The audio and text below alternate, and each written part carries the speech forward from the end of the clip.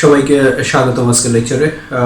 গত দুইটা লেকচারে আমি তোমাদের 7 নম্বর অধ্যায় অর্থাৎ সেট সম্পর্কিত প্রাথমিক আলোচনা করেছিলাম। তো ওই আলোচনার উপর ভিত্তি করে আমি বলেছিলাম যে এরপরে অনুশীলনীর যে অঙ্কগুলো ওই আলোচনার উপর ভিত্তি করেই অনুশীলনীর অঙ্কগুলো, যেটা তোমরা নিজেরা আশা করছি সমাধান করতে পারবে। তারপরেও তোমাদেরকে আমি প্রত্যেকটা অঙ্ক থেকে একটা দুইটা করে, প্রত্যেকটা নিয়ম থেকে আমি একটা দুইটা করে আমি দেখিয়ে দিব। তো তোমরা আমার সাথে অনুশীলন চালিয়ে যাবে। তো চলো আজকে শুরু করা যাক। তো অনুশীলনীর সাথে তোমার প্রথম দিকে কয়েকটা এমসিকিউ আছে, সেগুলো তোমরা মনে হয় যে দেখলেই বুঝতে পারবে, সেটা নিয়ে আর আমি আলোচনা করছি না আপাতত। এরপরেও যদি সমস্যা হয় তাহলে আমাকে জানাবে অবশ্যই। আর আজকে শুরু করবো হচ্ছে 5 নাম্বার দিয়ে। এখানে আমাদের বলা হলো 4টা দেওয়া আছে, 4টা প্রশ্ন দেওয়া আছে 5-এর মধ্যে ক খ গ ঘ।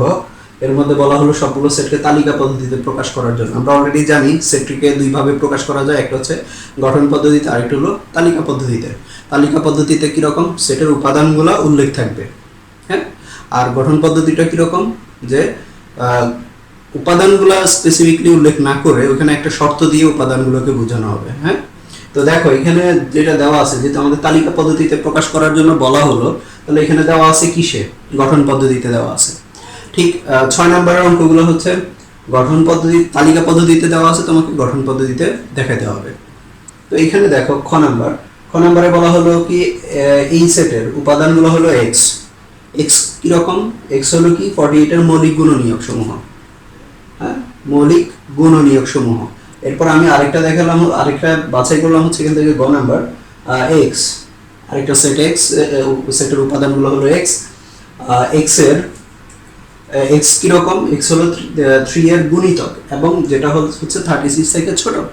তাহলে এখানে দুইটা শব্দ, আমি দুইটা বাছাই করার উদ্দেশ্য হচ্ছে এই দুইটা শব্দের মধ্যে অনেক সময় কনফিউশন তৈরি হয় যে গুণিতক আর গুণনীয়ক কোনটা কি, হ্যাঁ, কোনটা কি।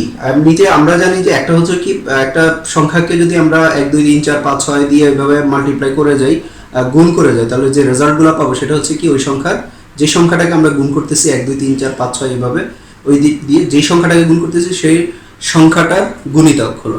যেমন যদি তোমাকে বলা হয় 5, হ্যাঁ, 5 এর গুণিতকগুলো কি কি, 5 কে যদি তুমি 1 দিয়ে গুণ করো তাহলে 5 পাবে, 2 দিয়ে গুণ করলে 10 পাবে, 3 দিয়ে গুণ করলে কত 15, তারপরে 4 দিয়ে গুণ করলে 20, এভাবে চলতে থাকবে। এই যে সংখ্যাগুলো, এগুলো হচ্ছে কি 5 এর গুণিতক। কাকে গুণ করছি আমরা, 5 কে, এজন্য এটা হলো 5 এর গুণিতক, ওকে। আর গুণনীয়ক হলো কি উৎপাদক। যেমন তোমাকে যদি বলা হয় 12, হ্যাঁ, যদি বলা হয় 12, এই 12টা কোন কোন সংখ্যাগুলোর সমন্বয়ে এই 12 তৈরি করা যায়, অর্থাৎ গুণ করে। যেমন দেখো আমরা এটার উৎপাদকগুলো কি, অর্থাৎ গুণনীয়ক বলতে উৎপাদক, উৎপাদকটা তোমরা সহজে বুঝতে পারবে উৎপাদক শব্দটা। তাহলে এখানে এটার উৎপাদকগুলো কি কি, 1 2 3 4 6, তারপরে হলো কত 12।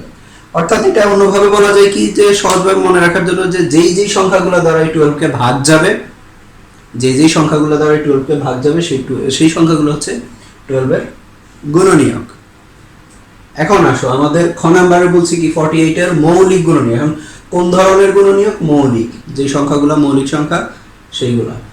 এখানে যদি তোমাকে বলা হতো 48 না বলে তোমাকে যদি বলা হতো 12 এর মৌলিক গুণনীয়ক, তাহলে এখন দেখো এখানে মৌলিক সংখ্যা কি কি, একটা দুইটা আর নাই। তাহলে এই যে এখানে যদি 48 না থাকে 12 থাকতো, তাহলে এই সেটটা হতো কি 2 আর 3। এই সেটের উপাদান হতো এটা দুইটা, যে উপাদানগুলো হচ্ছে কি 2 আর 3, ওকে। তাহলে এখন 48 এর ক্ষেত্রে আমরা কিভাবে করব,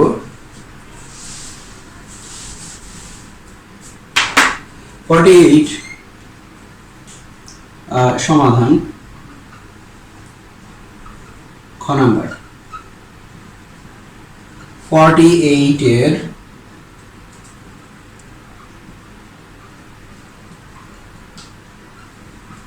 গুণনীয়কগুলো হলো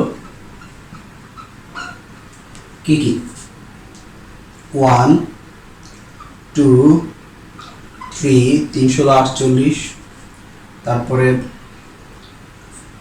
4 12 48, তারপরে 6 8 48, 8, তারপরে হচ্ছে কত 12, তারপরে হলো 16, তারপরে হলো 24, তারপরে হলো 48। ওকে, দেখো এখানে এখন এটা তুমি আবার কিভাবে বের করবা সেটাও আমরা দেখি। এই 48 কে আমরা প্রথমে লিখতে পারি কত, 1 into 48, 2 into 24, 3 into 16,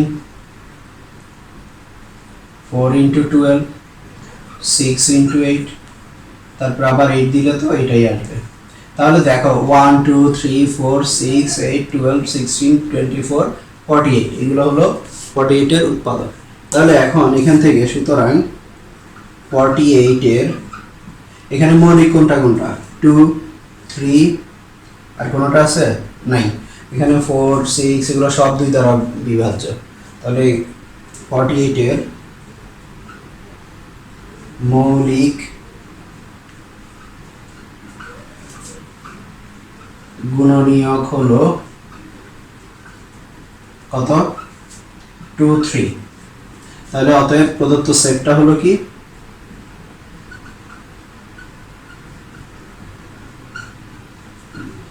2 3। এটা হলো এই সেট। এবার আসো গ নাম্বার। গ নাম্বারে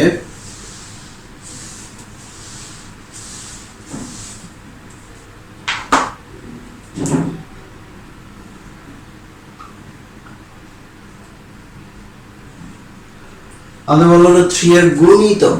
তাহলে 3 এর গুণিতক গুলো কি কি, আবার গুণিতক গুলো কি 36 থেকে ছোট হতে হবে। তাহলে 36 অপেক্ষা ছোট 3 এর গুণিতক হলো কি কি, 3 6 9 12 15 18 21 24 27 30 33। তাহলে 36 তো আর হবে না, 36 থেকে ছোট বলছে আমাদেরকে।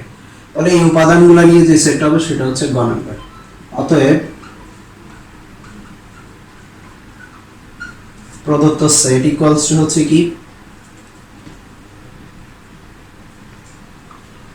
3 6 9 12 15 18 21 24 27 30 33। এটাই হলো आंसर। এটা হলো 3 এর গুণিতক যেগুলো হচ্ছে 36 থেকে ছোট। তাহলে গ সেটের উপাদানগুলো হলো এটা। দেখো 6 নম্বরে আমাদেরকে কি বলা হলো, নিচের সেটগুলোকে সেট গঠন পদ্ধতিতে প্রকাশ করার জন্য, যেখানে 3টা সেট দেওয়া আছে। প্রথম সেটের দিকে যদি আমরা তাকাই, প্রথম সেটের উপাদানগুলো কি কি, প্রদত্ত সেট হলো কত, 3 4 5 6 7 8। তাহলে এগুলা কি ধরনের সংখ্যা, স্বাভাবিক সংখ্যা। হ্যাঁ, স্বাভাবিক সংখ্যাগুলো কি আমি গতদিন আলোচনা করেছিলাম, 1 2 3 4 5 6 এভাবে শুরু করে অসীম পর্যন্ত, এগুলা কি বলে, স্বাভাবিক সংখ্যা বলে। তাহলে এখানে দেখো স্বাভাবিক সংখ্যা না সবগুলা, 3 থেকে শুরু করে কোন পর্যন্ত, 8 পর্যন্ত। তাহলে এটাকে কি আমরা বলতে পারি না যে এটা ইকুয়ালস টু হলো কি, এটার উপাদানগুলো হলো x। হ্যাঁ, x। তাহলে x such that x হলো কি, স্বাভাবিক সংখ্যা। স্বাভাবিক সংখ্যা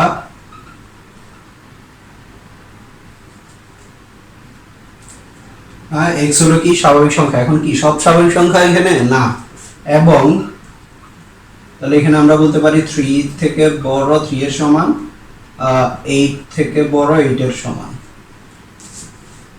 এটা হলো ক নাম্বার। এখন তুমি চাইলে এটাকে এভাবেও লিখতে পারো, এটা এভাবে না লিখে যদি তুমি গ্রেটার দ্যান লেখো, তাহলে এখানে যদি তুমি গ্রেটার দ্যান দাও তাহলে এখানে 2 অর্থাৎ 2 থেকে বড়। আবার যদি তুমি এখানে ইকুয়াল সাইন না ইউজ করো তাহলে কি 9 এর ছোট। তাহলে 9 2 থেকে বড় 9 থেকে ছোট সকল স্বাভাবিক সংখ্যা, এভাবেও দিতে পারো তুমি। এরপরে আসো খ নাম্বার। খ নাম্বারের সেটের উপাদানগুলো কি কি আছে দেখো, এটা নিশ্চয়ই এখন তোমরা বুঝতে পারতেছো। খ নাম্বার হলো কত, 4, 8, 12, 16, 20, 24। এগুলা কি ধরনের, 4-এর গুণিতক। 4-এর গুণিতক কোন পর্যন্ত, 24-এর সমান, বা এর পরেরটা কত, 28 থেকে ছোট। তাহলে এখানে আমরা এটাকে কি বলতে পারি, x such that x হলো কি 4-এর গুণিতক। এখন কোন গুণিতকগুলা, যেখানে x টা হলো কত, এখন যদি তুমি এখানে ইকুয়াল ইউজ করো তাহলে 24 দিতে পারবো, কারণ 24 সহ। আর যদি এখানে ইকুয়াল সাইন না ইউজ করো তাহলে এখানে 28 দিবে, যে কোনো একভাবে লিখলেই হবে। তারপরে আসো গ নাম্বার। এখন গ নাম্বারে কি বলা হলো, গ নাম্বারের উপাদানগুলো কি কি, 7, 11, 13, 17। এই উপাদানগুলোর মধ্যে সম্পর্ক কি দেখা যায়, হ্যাঁ কি ধরনের সম্পর্ক, 7, 11, 13, 17 এগুলা কি সবগুলাই হচ্ছে মৌলিক সংখ্যা। অর্থাৎ 7-এর পর থেকে 17-এর মধ্যে যে মৌলিক সংখ্যাগুলো আছে সেগুলো হলো এটা। হ্যাঁ, তাহলে এখানে আমরা কি লিখবো, এটাকে x such that x মৌলিক সংখ্যা। x হলো কি মৌলিক সংখ্যা। এখন মৌলিক সংখ্যা তো আর সবগুলা সব না, সব মৌলিক সংখ্যা তো আর আসে না এখানে। তাহলে কোন পর্যন্ত আসছে, কন্ডিশনটা আমরা এখানে শর্তটা দিয়ে দিব। এবং এক্সট্রা হলো কত, 7 = 17। অথবা তুমি যদি এখানে ইকুয়াল সাইন না ইউজ করো সেই একই কথা, তাহলে তার আগের সংখ্যাটা দিয়ে দিবে। এখানে ইকুয়াল সাইন না ইউজ করলে তার পরের সংখ্যাটা দিয়ে দিবে, তাহলে ওই রেঞ্জের মধ্যে বুঝাবে। এই হলো 6 নম্বরের অঙ্কগুলো। এখন 7 নাম্বার দেখো, 7 নম্বরে আমাদের বলা হলো নিচের সেটের উপসেট এবং উপসেট সংখ্যা নির্ণয় করার জন্য। দুইটা সেট দেওয়া আছে, সি একটা সেট দেওয়া আছে খ নম্বরে, বি একটা সেট দেওয়া আছে। তো এই সেটগুলোর উপসেটগুলো বের করতে হবে এবং কয়টা উপসেট হবে সেই সংখ্যাটা আমাদেরকে নির্ণয় করতে হবে। এখানে আমি ক নাম্বার না দিয়ে আমি খ নাম্বারটা আমি দেখাচ্ছি। তাহলে খ নাম্বারটা যেহেতু এখানে 3টা উপাদান আছে, এখানে 2টা উপাদান, তাহলে 3টাটা তোমরা পারলে অবশ্যই 2টাটা পারবে। আমি খ নাম্বারটা দেখাচ্ছি।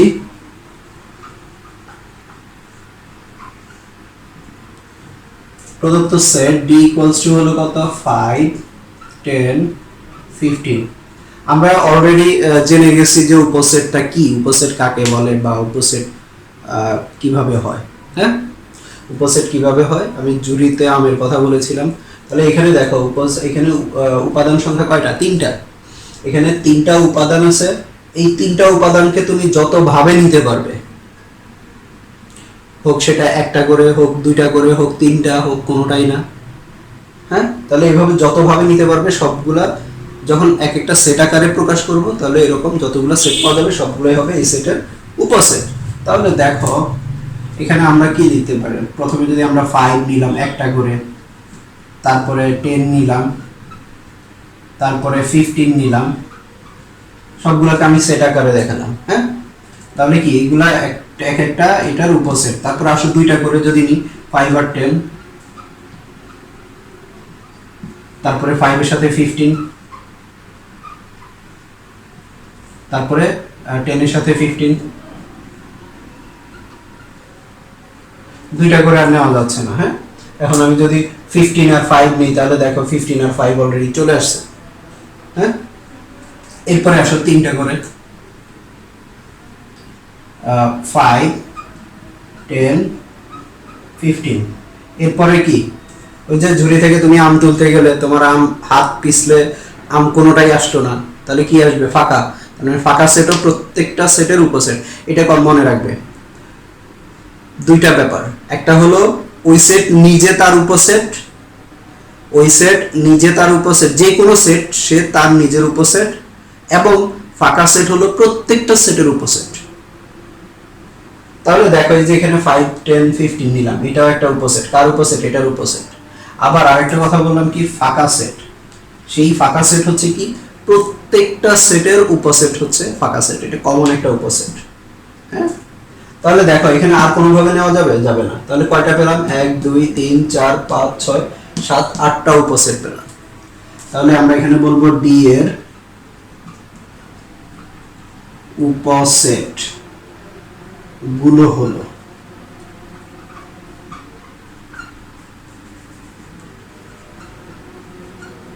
এটা, উপসেট গুলো এটা। তাহলে উপসেট, অতএব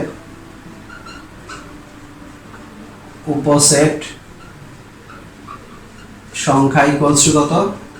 8টি। এখন দেখো এই যে 8টি, তোমাদেরকে একটা টেকনিক শিখাই যেটা তোমাদের পরের ক্লাসে গেলে তোমরা পাবে। এখানে যে কোনো সেটের কয়টা উপসেট পাওয়া যাবে সেটা কিন্তু দেখেই বলে দেওয়া যাবে। জাস্ট মনে রাখবে একটা টার্ম, সেটা হলো 2 টু দি পাওয়ার n। এই টার্মটা মনে রাখবে, 2 to the power n। n হলো কি? উপাদান সংখ্যা।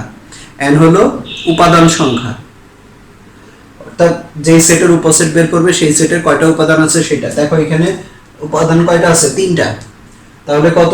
3 বসালে 2 কিউব, 2 কিউব ইকুয়ালস টু কত? 8। তার মানে কি এই 3 উপাদান বিশিষ্ট সেটের উপসেট কয়টা পাওয়া যাবে? টোটাল 8টা। দেখো তোমার 8টা ঠিক আছে কিনা? 8টা আমরা পেয়ে গেছি, তার মানে ঠিক আছে।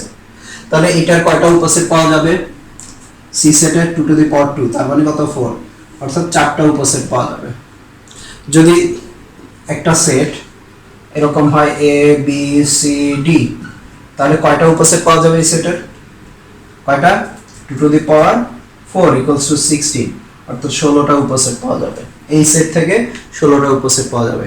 প্রথমে একটা করে, দুইটা করে, তারপরে 3টা করে, তারপরে 4টা, তারপরে ফাঁকা সেট। এটা তোমরা নিজেরা ট্রাই করবা যদি এ সেট হয়। তাহলে এ সেটের উপসেট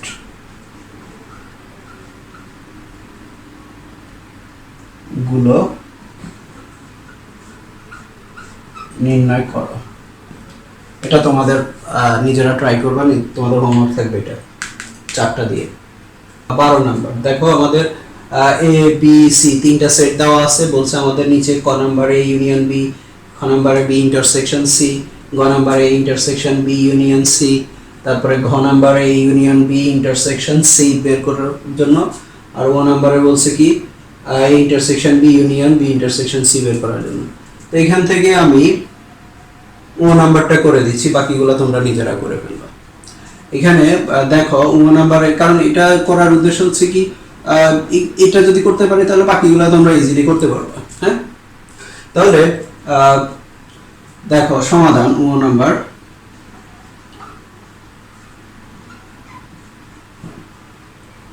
আমাদের দেওয়া আছে কি কি? দেওয়া আছে a equals to 1 2 3, b equals to 2a, c equals to ab। এই 3টা সেট আমাদের দেওয়া আছে। এই 3টা সেটের মধ্য থেকে আমাদেরকে এটার মান বের করতে হবে সেটগুলো।